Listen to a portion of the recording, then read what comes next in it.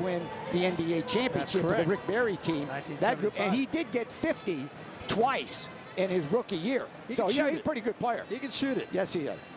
Three-time all-conference selection in the West Coast Conference. You see his career points, 9th most in school history, and of course there's a great legacy here at USF. He retired. You saw that shot just a couple of moments ago, and he's on that wall of honor here at USF with some pretty select names: Bill Russell, Mike Farmer, Ollie Matson, Pete Rozelle. Wasn't Ed Brown, or I mean, they had a lot of great. People don't realize what a wonderful football program that the Dons had way back, in 1950. But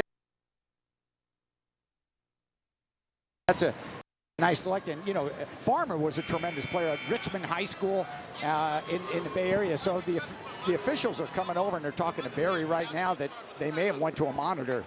And Barry, what's the latest? Well, they had said that there was one of the coaches thought, I believe it was Mark Few, thought that there was a flagrant foul against one of the USF players, and there wasn't, so Gonzaga's charged with a timeout. Now the Dons have a foul to take here. They only got 5 Barry. They could if you take a foul, you might negate a shot.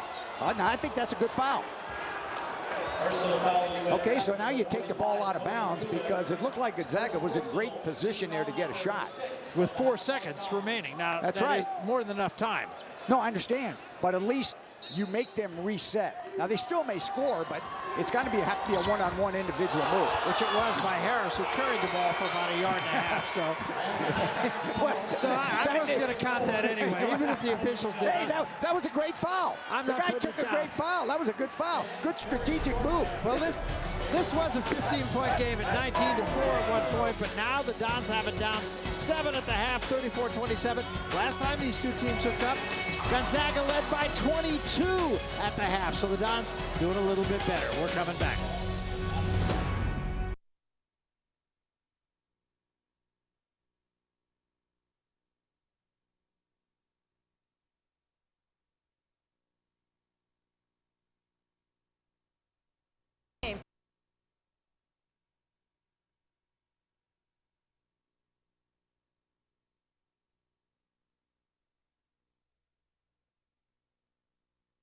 Harris to the basket. And goes. Lead for Olynyk to the basket. USF Doolin on the wing. Adams for 3. Yes! We are at halftime in the Bay Area right now. Gonzaga leading it 34-27. Welcome back to the Ford Sports Desk. Andrew Mentink back here with you later today on Root Sports.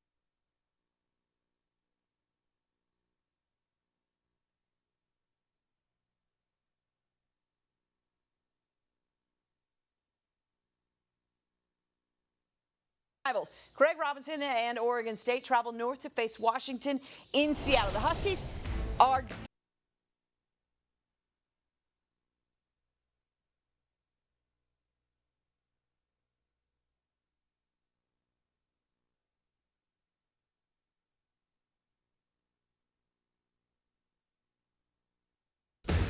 We're in San Francisco and ready for the second half. Zags trying to stay perfect in the WCC. We rejoin Barry Tompkins with the call. There's a play coming right out of the half. Down low to Dickerson for the finish. And it's a 5-point ball game. Just the start the Dons want. There's a push in the back by Christensen, a foul. The way San Francisco started the first half was Cole Dickerson coming off a screen. He comes right back. Well, this is as close as it's been in a long time. Yeah. 34-29. And I'll give you a wouldas and couldas and shouldas. The last time we said Gonzaga led by 12 at the half. In the second half of the first game, USF outscored them by 8. And so if they do that this time, it was a 7-point game at the half. Guess what? There's a woulda, coulda, shoulda. And Mark Few said it many times. We've got to complete the deal and win on this floor. We have not won here in 3 years. Christensen called for another foul. Here are the keys to the game that we talked about. And Gonzaga is getting to front court scoring. There's no question about it. The only 2 guys in double figures. And we talked about guard production, and it's happened in terms of handling the ball. And rebound toughness has really gone, I think, to Gonzaga. I think the Dons have to be really competitive and rebound all 5 players if they got any shot to stay in this game. I think they're trying to get a little tougher down on the block, but Christensen has been whistled for 2 quick fouls here at the start. of the second half. And no question, Barry, Pangos has to get going. Up high, and that's Christensen's third foul in the space of 48 seconds. Well, what did we talk about at halftime? Gonzaga did not shoot a free throw in the first half. 0 free throws. Well, now we haven't even played a minute, and that's already the third team foul on the Dons. And don't forget, Gonzaga on the year has made more free throws than their opponents have attempted.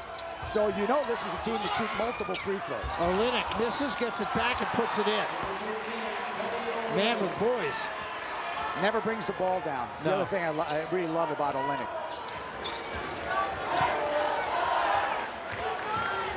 This is Parker. Parker relatively quiet in the first half. Skip pass for Doolin. He drives and finishes.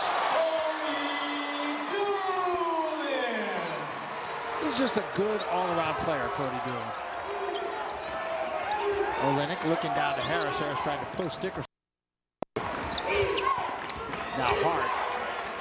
I think they want to go right here, Barry. They're trying to go inside either to a Harris or to Olynyk. And the Dons are still trying to play in front. But they're playing much more aggressive than they did to start the game. They got a chance to cut this lead down to 3 or even 2. That's Adams. Won't go, and the rebound Harris. Harris, incidentally, now the second leading rebounder in Gonzaga history. Jerry Vermillion is number 1. Well, that's going way back, Vermillion. Back to the 50s. Yeah, you bet. Well, the other great player in Gonzaga history not many people know about, and he passed away, is Frank Burgess, who was an unbelievable player at Gonzaga. And, of course, yeah, I think he was a Superior Court judge, and he passed a couple of years ago. But it's a name out of the past, but he was certainly one of the greats ever to play Gonzaga. Oh, yeah, they were the old-timers in Spokane, remember him. But this is a whole new era and really a whole new dynasty for the Zags. And this may be the best team they've had amongst a host of good teams. Gonzaga substitution, number 43, Drew Barlow reports in. He replaces Michael Hart. There you see Harris with 8 rebounds today, moving him into the number 2 spot, but he's missed 5 shots in a row, interestingly enough, after making his first 5.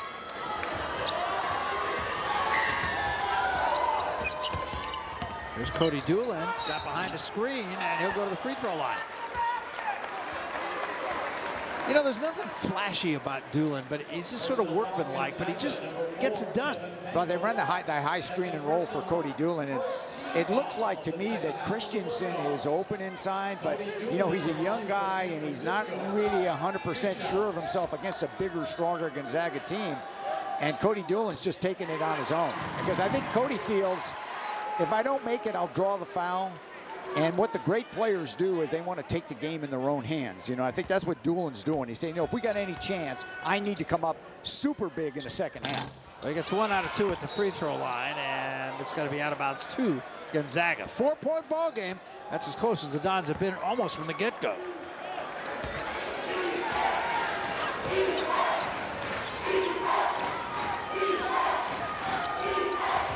Here's Pangos. Pangos still looking for his first point of the ball game. Drops it down for Olynyk, and a foul from behind. Christensen, you almost have to feel sorry for him. 4 fouls here in the first 2 minutes and 52 seconds of the second half. Well, let's put it this way. I think if you're Rex Walters, between Zhu and Christensen, you've got 10 fouls to take in the middle. Now, the only difficulty with that is Gonzaga's going to be at the foul line soon. Yeah. Yeah, and they shoot it pretty well at the free throw line. But what that is negating for Gonzaga is those easy turnaround scores that they got in the first half.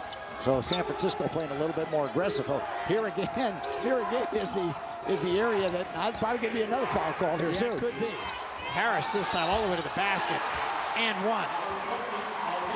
That was a tough shot. Well, it's a man's game inside. And in the era of the three-point line, it's, in my opinion, refreshing to see teams going to old school basketball. That is powering the ball inside and trying to score inside to out. So as soon as you start helping in there, that's when Pangos and Bell and their perimeter guys will get involved. All the way the other way, Deanne Parker, and a foul. Look at Deanne Parker. Wow, was that a powerhouse move? How do you like it? What a move. And Pangos has got, or rather, I beg your pardon, not Pangos, but Barham has a bit of a headache here. He went down hard. Well, Barham wants to call, and Barham did hit his head hard. Now, did Barham get there? Well, that was very close. Now, they could have called that a charge and a no score. Called foul on Pangos, though, and not on Barham. Well, maybe it was Pangos before Barham got there, because quite frankly, I thought Barham got there in time. Parker converts the three-point play. And the last time it was a three-point game was when the score was 7-4. Now 38-35, and we got a long way to go. And maybe Dan Parker, you know, on the perimeter, his defense, now he's guarding Stockton. You know, when he guarded Pangos, that might have been bothering him a little bit in the steal. Well, what is going on here? Dickerson what is happening on the hilltop? Dickerson overplayed Olynyk that time. Doolin along the baseline tried to kick it out for Adams for a three. It was knocked out of bounds. USF